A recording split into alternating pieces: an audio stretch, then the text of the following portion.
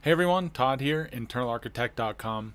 In this video, you will learn why time is a cancer survivor's best friend.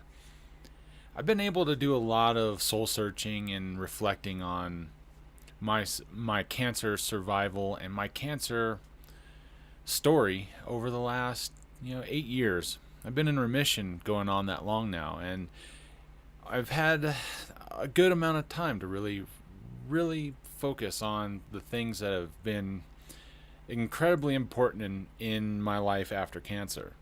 I found that time has been one of the best antidotes for dealing with all the issues and the feelings and the anxieties and the PTSD that I have gone through after cancer. Time has a weird way of helping a lot of different aspects, whether that's obviously dealing with the PTSD, to dealing with death, to allowing feelings to kind of subside after time. That's just a couple examples there. I've always found that time has allowed myself to suss out all the different energies and emotions and anxieties and everything that goes on within yourself after going through a traumatic experience.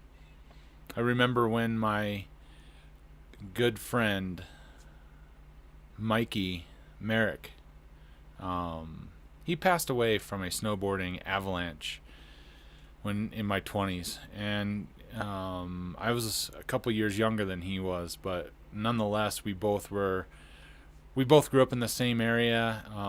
We both had a really promising career within the snowboarding world, and we were good friends. And when news of his passing, he was really kind of the first person that I knew that had passed away from doing something that I really loved. And I remember I actually have photos of the memorial and everything too, which I've come across real recently. And every time I pass the area where he succumbed to snowboarding avalanche, I have to take a moment and just pay my respects and give him the respect that he needs, even though he's not with us anymore. But what that does is every time I pass that, it triggers off a new feeling, or an old feeling that brings back some memories and some anxieties that I felt back then in my 20s when he passed away. What time has done is it has made it easier for me to I guess live outside of his friendship, and to feel a lot more comfortable knowing that he's not suffering anymore, and he's in hopefully he's in a good place, and I have faith that he is.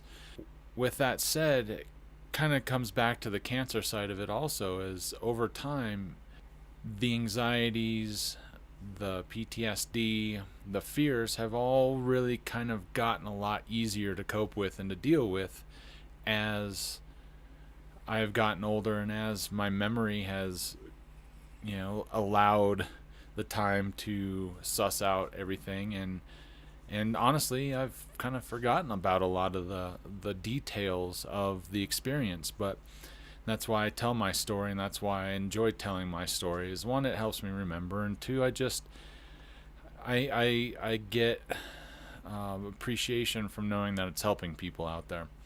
Just like I talked about in my last video, how time and memory suppression, or how memory suppression over time really affects people and affects cancer survivors also. So yeah, I think with this one I really wanted to let you know that even though things are really difficult and you're having a hard time understanding and trying to find questions about why you went through this experience, it's going to be a lot easier to change that frame of focus into okay, I'm here now.